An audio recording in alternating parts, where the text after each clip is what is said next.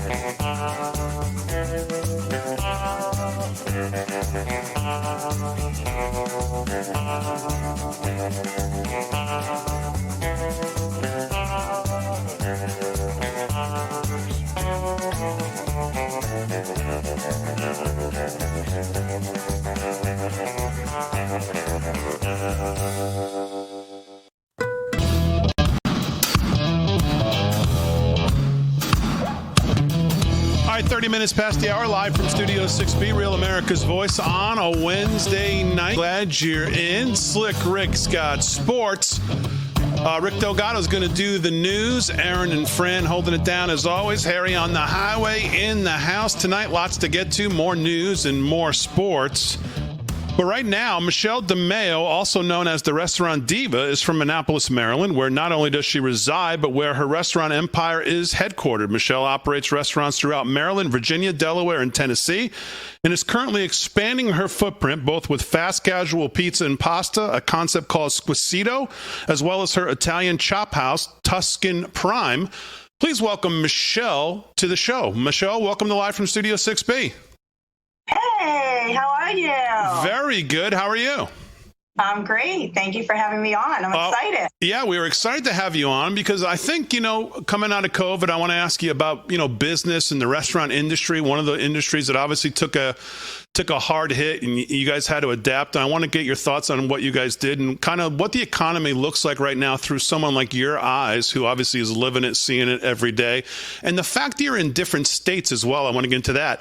But first, Restaurant Diva, tell me about the name. How did you get that? Yeah. So funny story.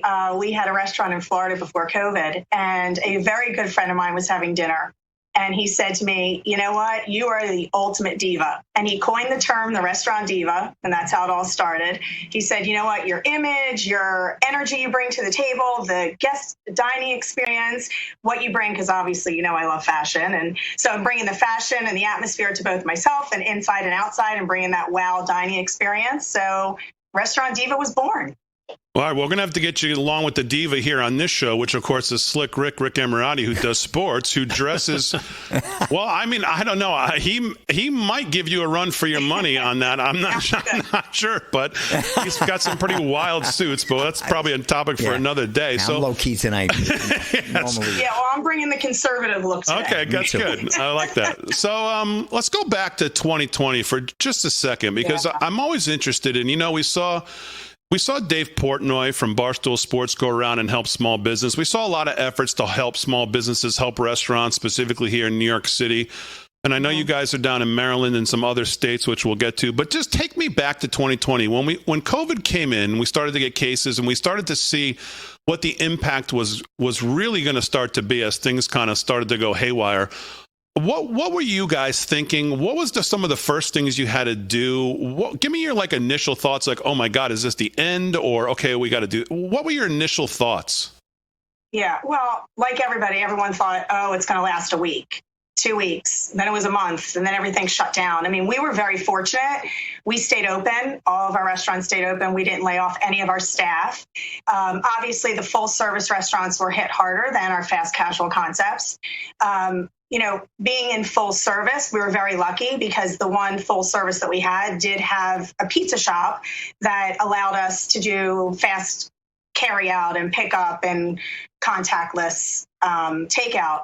But we were very fortunate and very lucky. I mean, a lot of the larger cities got hit so much harder than us. I mean, we were more suburbs. So, people were able to come out and pick up, and we utilized third party. But I have to tell you, I mean, I never thought I would be in the grocery business. I mean, we had to pivot and we had to learn and we had to change everything that we did as being a restaurateur. So nobody knew what was going to happen. I mean, we knew we would open one day and we knew we'd be back in business, but who knew what the future was going to be, and everything changed from buying product and purveyors and supply and demand and how we did business and putting plastic guards in front of people. I mean, it was just crazy. The restaurant business is about experience and talking to guests and touching your guests and being a part of that. And now you're talking to them between glass. So, I mean, crazy, crazy world.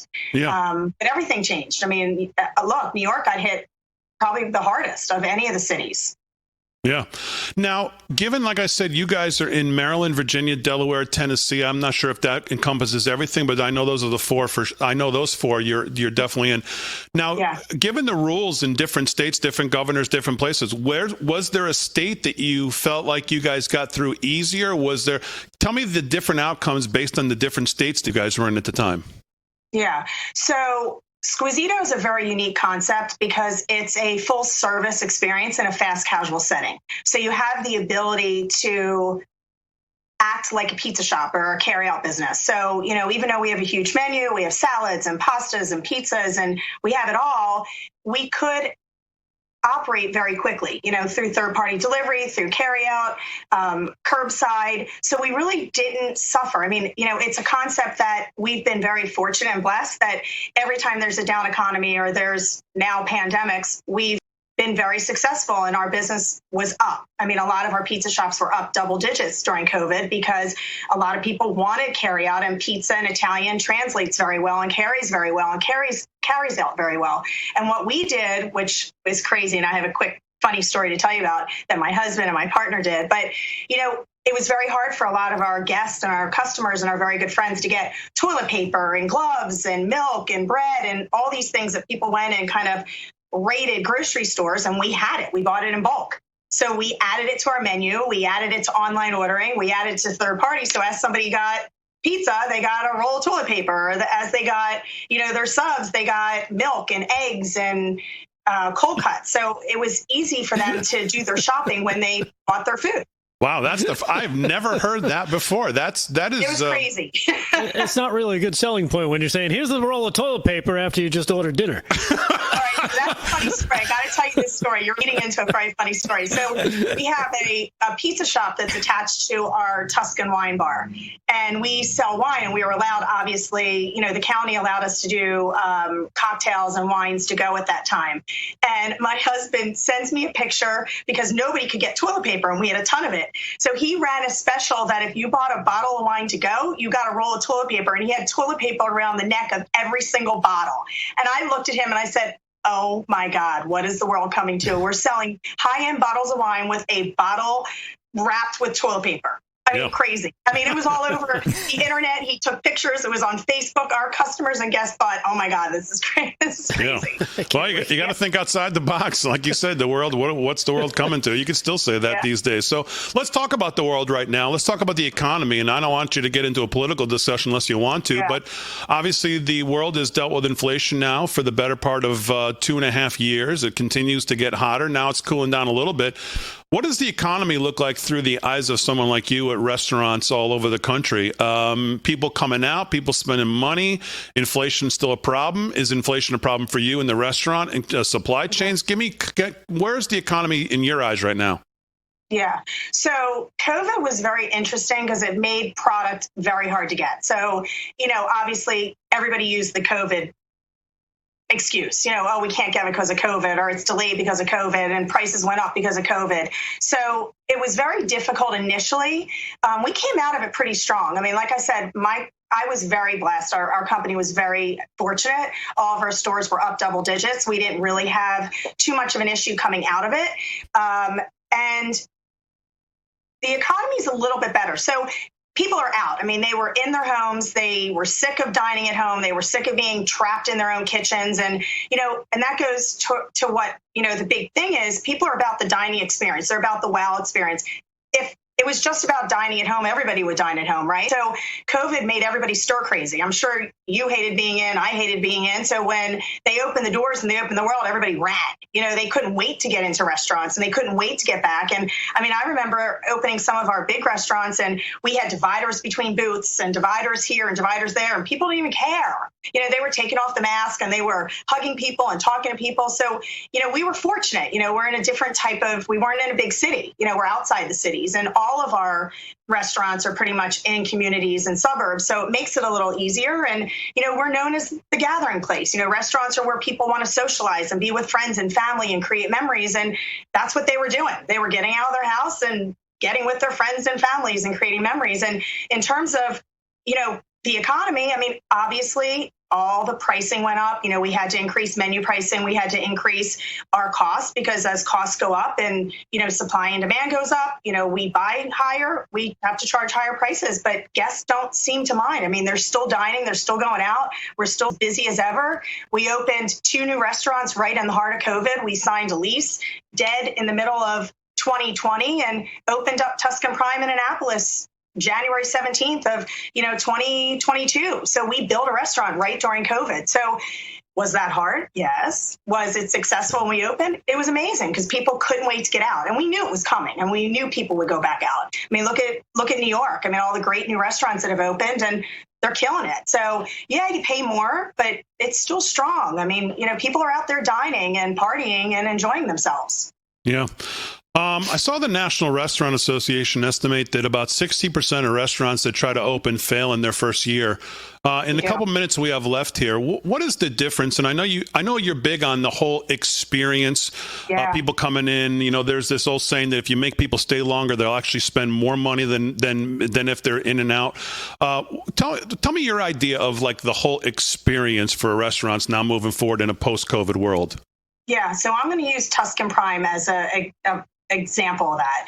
It's all about the wow and the social media and the TikTok and the Insta worthy. I mean, they come in and all they care about are pictures and can they post it? And, and I say it all the time, I had a very good customer and friend that said to me, I eat atmosphere, the food is all extra. They don't care about the food. If you give them the wow experience, and what does that mean? Okay. It's got to be beautiful, the ambiance, the taste, the visual. Do they look good? I mean, they come in dressed and they're taking pictures and, it's all over Instagram. It's all over TikTok. And we opened obviously successful. You're in the honeymoon. It's a brand new restaurant.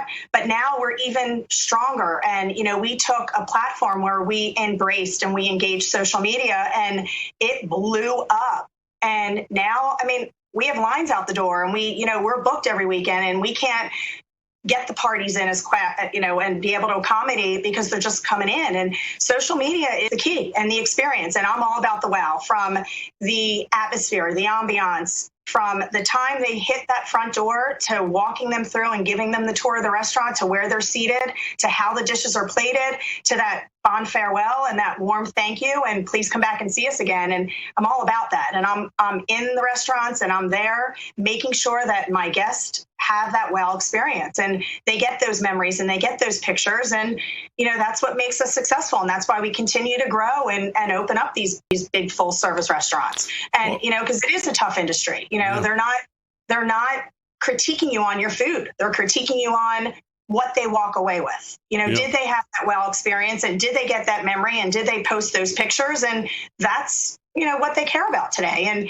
and that's why they make it and they don't make it, and it's a shame that in an industry that you're judged and critiqued on something that you really can't always control. You're there to give them an amazing dish and amazing food and yummy, great, authentic recipes, but they walk away and say, wow, that was the best picture I ever took, or wow, that was a great Instagram or TikTok. So, it's a whole new life. social media has changed everything. Yeah. That's a whole nother show and a whole nother conversation. Well, it sounds great. We're going to have to get Slick Rick in the sequence soon. And the Live from Studio 6B crew is going to have to come down to Tuscan Prime and check out that experience ourselves. So, yes. Michelle, it's great having you on the show. We'll do it again. Thank you very much.